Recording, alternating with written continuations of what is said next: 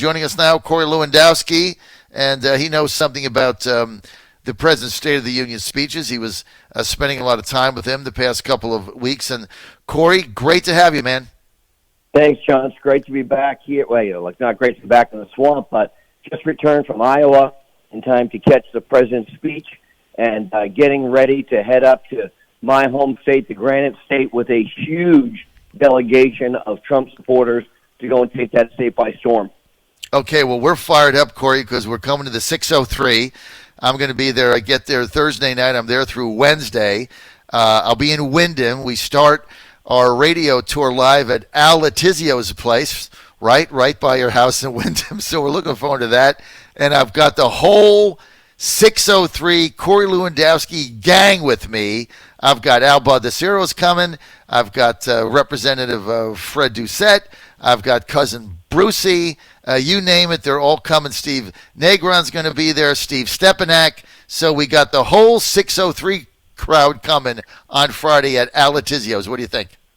Well, John, look, these are my friends. This is where I live. And, I'm so happy that it's time to focus on New Hampshire again. Look, I was out in Iowa. I went out with the team. We went out with 80 surrogates from, Wilbur Ross and Donnie and Kimberly and Eric and Laura and, it's Brad Parscale and so many great people went out there to show their support for the president.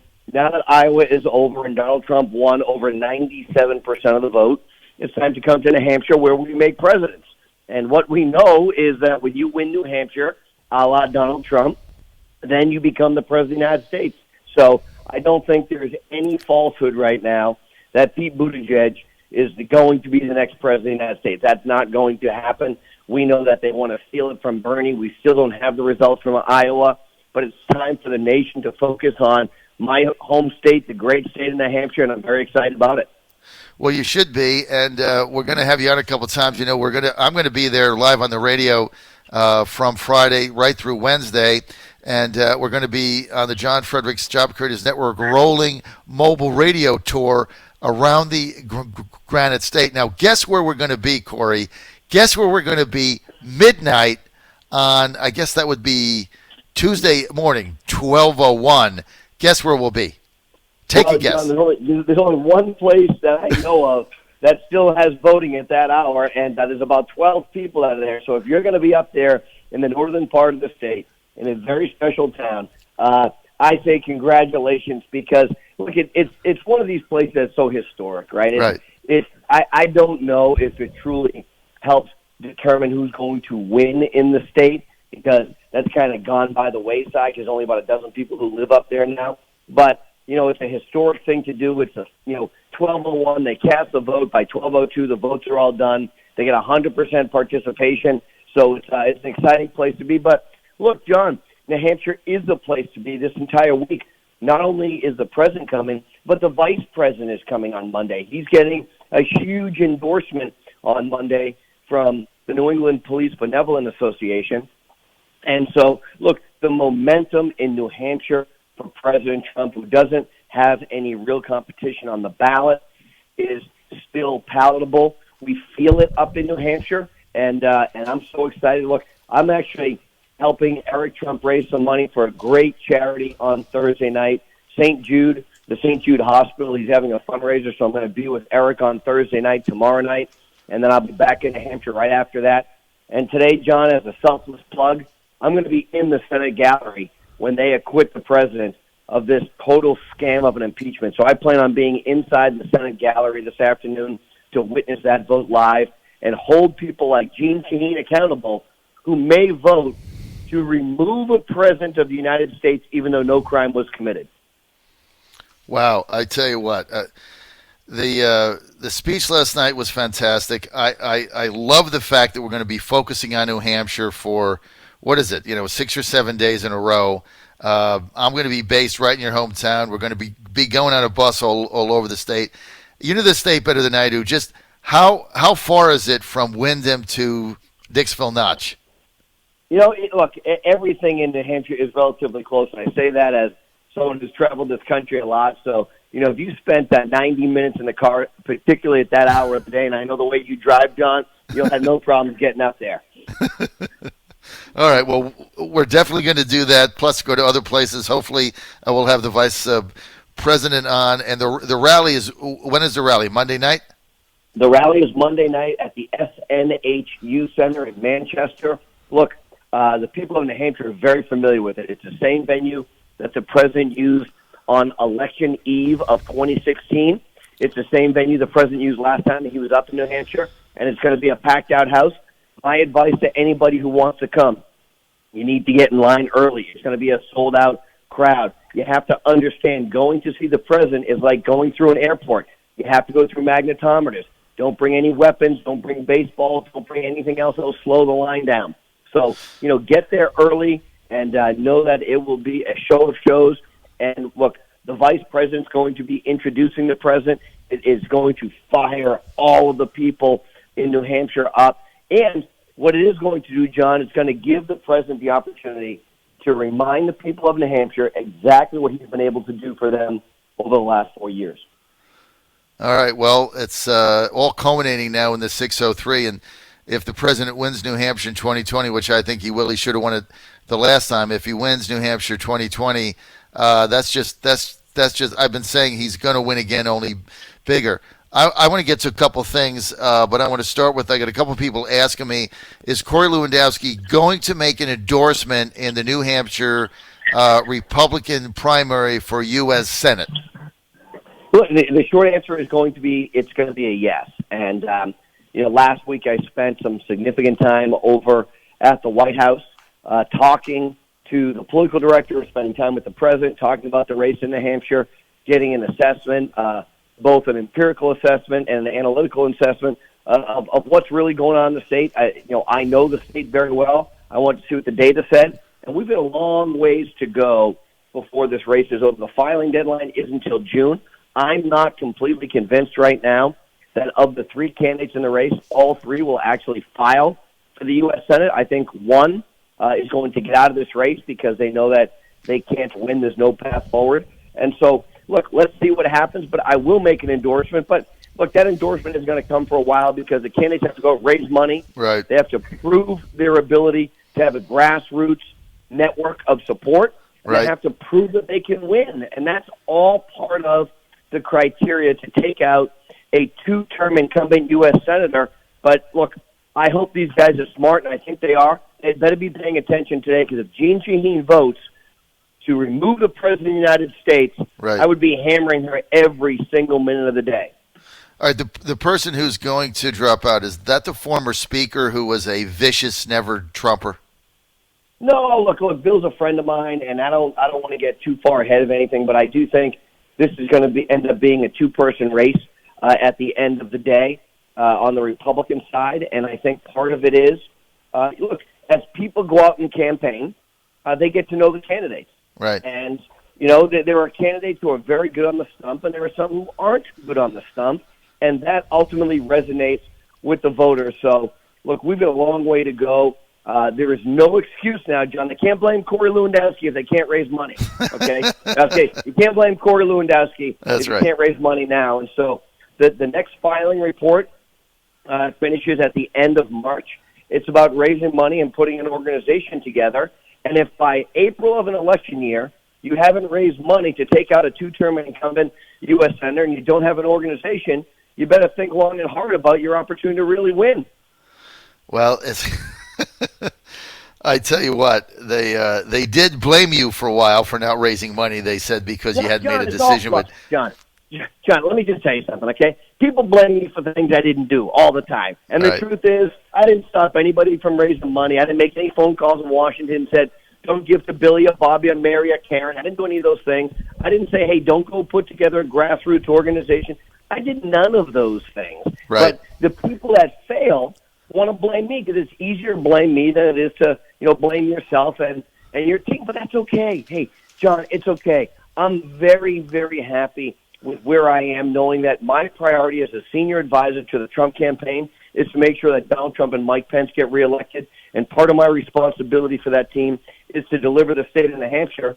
And I will do anything I can within the confines of the law to make sure that that happens and that Donald Trump and Mike Pence are reelected in November of 2020. Well, we're going to be in the 603, and winning New Hampshire is a big part of that. Corey Lewandowski, both of us were in Iowa this past week. Of course, Tuesday night, Monday night, total fiasco. I mean, the Democrats basically couldn't organize these guys running this thing couldn't organize a 3-car funeral. But listen, I'm of the belief. I thought when they canceled the poll on Saturday, I told my audience and did 2 columns on it. I thought Bernie was ahead in the poll, and I thought Biden was last or like 5th or something. And so they make this thing up about a font and Pete Buttigieg, and then they cancel the poll. Then, the results don't come in. Then Mayor Pete claims victory, and there's no victory.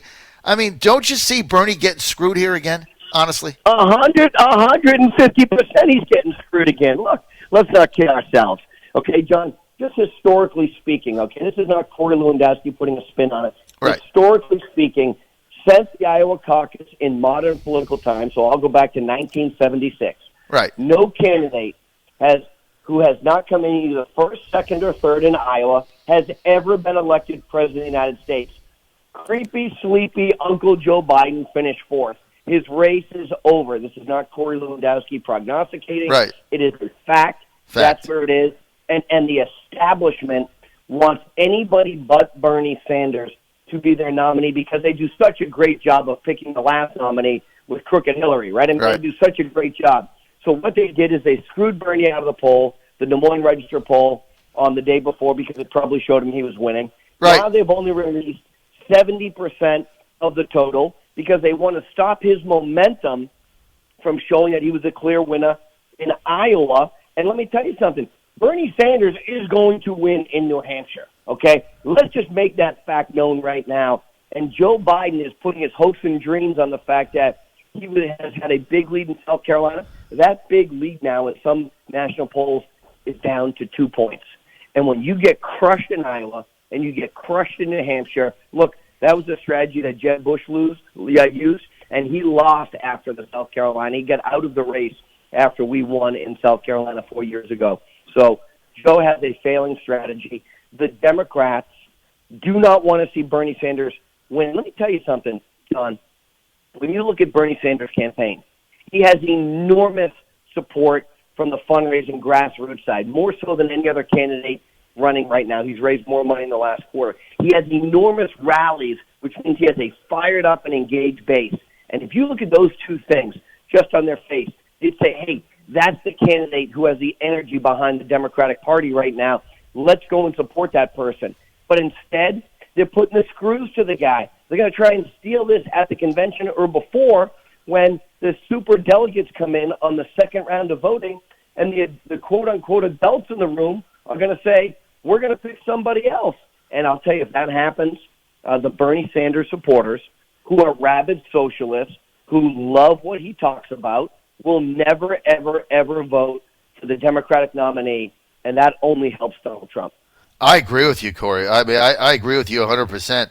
And if he goes into Milwaukee with a lead but not a clinch, and they go to the second ballot, and then the super delegates emerge, and I've said this on the air 100 times. I'm a delegate from Nevada. I've worked it. You know how hard it is to be a delegate in one of these tough conventions. I mean, I'm running again.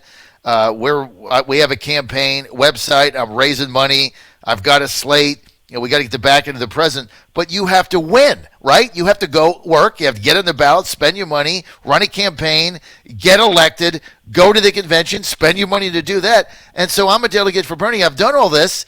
I go to Milwaukee. On the first ballot, my vote is worth 1. On the second ballot, it's worth a half. I get cut in half. I mean, can you imagine what's going to happen there if that happens? I can. And look, I think the magic number for delegates to secure the Democratic nomination is 1991. I think that's what the magic number is, right? Because it varies all the time. I think it's just shy of 2,000 delegates.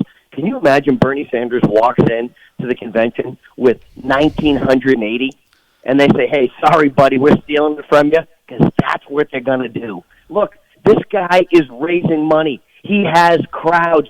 He has a core belief that he truly believes in, unlike some of these others who are just Johnny-come-latelys.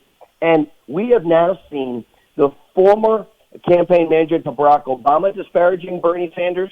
We've seen this time and time again that the quote-unquote elites don't think Bernie can win. Hey, these are the same clowns who thought Hillary Clinton would make a good candidate, right? And we saw her just this week again attacking Bernie Sanders for supposedly not endorsing her 4 years ago and blaming him for her election loss.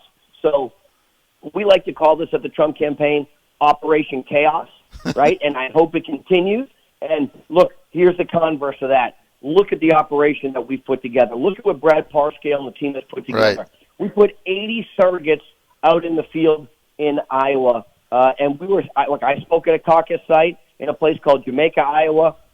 We had Jim Jordan out there, Mark Meadows out there, Kevin McCarthy out there. A strong contingent of congressmen came out to support us. And then just, Matt Schlapp and Dave Bossie and people that are in the conservative movement taking time away from their families to go out there and delivering for the president. That same opportunity is going to be recreated this week in New Hampshire. You're going to see a huge contingent of Trump supporters up there once again, even though, Donald Trump is on the ballot against a couple of zeros with Bill Weld and I think some guy who used to be a Congressman, Walsh. I can't even remember the guy's name. Maybe he's not even in the race anymore. But we're going to have a show of force, and the Republican Party is 100% unified behind this president. We've got $200 million in the bank. I spoke with the president this week. I was at the White House this week. He is ready. He had an amazing speech last night, and let's take it to the Democrats because we're ready to go. Well, the speech last night, I thought, Corey, the best speech the president's ever made. And, both of us were there when you turned the lights on back January 3rd of 2015 at the beginning. He was a pretty good speaker then, but nothing like he is now. I mean, he's really gotten better. And I was telling my audience I had a chance to spend some time with the president on Monday, and I knew he was going to have a fabulous speech because I was in his office. He was in a great mood, great spirits, upbeat. I mean, you think of all the pressure on him with impeachment and everything else, and he was just looked fantastic. He was fired up, and I thought that speech last night was something else. Corey, let me ask you about the Democrats in the white suits, Pelosi tearing up the speech, which was certainly choreographed, sitting on their hands when people were being honored. I mean, they don't do anything that's not scripted out. So they choreographed this. I mean, don't you think their consultants should get fired? Do you really think that was a positive for the Democrats in Congress? John, I don't agree with Nancy Pelosi ripping up the speech, but that's her prerogative, and I think it was very belittling and very demeaning, but hey, that's okay. What I'm more upset about, and I think the American people should be more upset about, is when the president recognizes someone from the Tuskegee Airmen who's 100 years old, who he just pinned to make him a brigadier general, and Nancy Pelosi doesn't have the decency to stand up and say thank you for your service.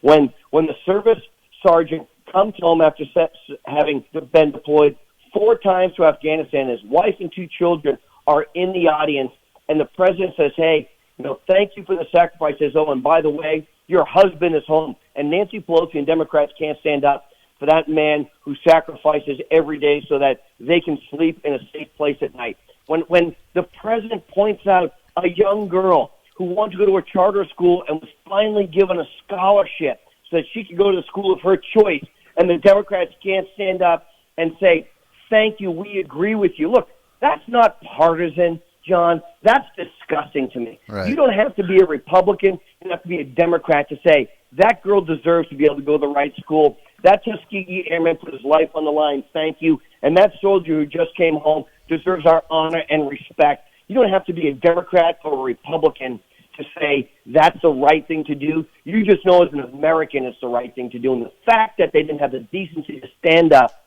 and salute those people and honor their service to this country is appalling to me. It's disgusting to me. And it's everything that's wrong in Washington, D.C. And I'll tell you what, it was on full display last night for the entire American people to see. They saw it. They're appalled by it. And I'll tell you this, retribution is coming in November. Nancy Pelosi is going to lose the House of Representatives. Donald Trump is going to get reelected because the people in America respect the men and women who serve in our military, and they know that our children deserve to have the opportunity to go to schools where they get good educations. That's not a Republican ideal. It's not a Democrat ideal. It's an American ideal, and we deserve better than what was on display last night.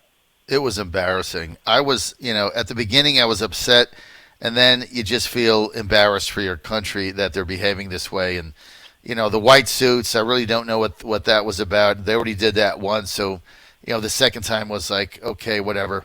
But look, there is going to be a backlash to this, because if you really looked at those people last night and you looked at all the accomplishments that President Trump has had for America, for all Americans, you got to be sitting there and saying to yourself, do I really want to put those people in charge of the country based on what we're seeing now? I don't think so. Okay, I got to wrap, but I got to ask you this. Mayor Bloomberg is going to drop a nuclear money bomb on Super Tuesday. Is he doing this to win the nomination, or does he want to become the overlord of the Democratic Party? What's the play here, Corey? John, I think it might be a little bit of both. Look, his money has bought a lot of congressional endorsements, obviously. But what I think Mayor Bloomberg is attempting to do is we know that Joe Biden is not going to be the Democratic nominee. And I think what Little Mike's plan is, hey, look at me. I'm a clear alternative at the convention. If Bernie Sanders can't win the nomination, I'm the guy in the room that can take this fight to Donald Trump. I'm willing to spend $2 billion of my money to go and attack this president. So I think he's positioning himself that he knows he can't win the nomination because he's gotten in too late. He knows that Joe Biden isn't going to be the nominee. He wants to be the foil and then step in when Bernie Sanders can't get the nomination and say, hey, look, I'm a former mayor of the largest city in the country. I'm a really, really rich guy, and I will take this fight to Donald Trump. So my money is out there on the table for anybody who wants to endorse me, and his play is at the convention, I believe, where he thinks he can walk in and pay his way to become the Democratic nominee.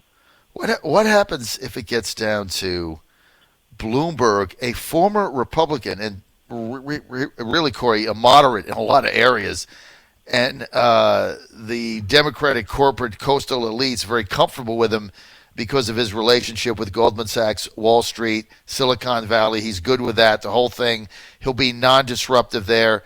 What if it gets down to Bernie Bloomberg? I mean, can the Democratic Party really turn to a guy that is a billionaire that has basically purchased the nomination? Can they do that with a straight face? Hey, John, this is politics. Nobody has a straight face, okay? Let's not kid ourselves. Perez doesn't care about Michael Bloomberg's past. He cares about Michael Bloomberg's checking account. He cares about how much money he's putting in, because Tom Perez, I think, understands that right now Donald Trump is almost unbeatable. Barring some incident that we can't foresee, Donald Trump is unbeatable. But Tom Perez figures if Michael Bloomberg is going to dump $2 billion of his own money in the race, he has a chance of taking back the U.S. Senate to the Democrats, and he has a chance of keeping the House in the Democratic hands and looking at some governor's races. So that's what they care about. I believe the Democrats have all but given up the presidential race because they know Donald Trump is unbeatable. I think that's it. Corey Lewandowski, I want to thank you for being with us. I'll be in the 603 starting on Friday at Letizio's office in Windham, right next to your house. And I know you'll be there soon. And then we're doing our bus tour through New Hampshire. Actually, we'll be at the rally for the president on Monday as well. And we're going to Dixville Notch Monday night. I can't wait. Corey Lewandowski, thanks for being with us, man. Thank you.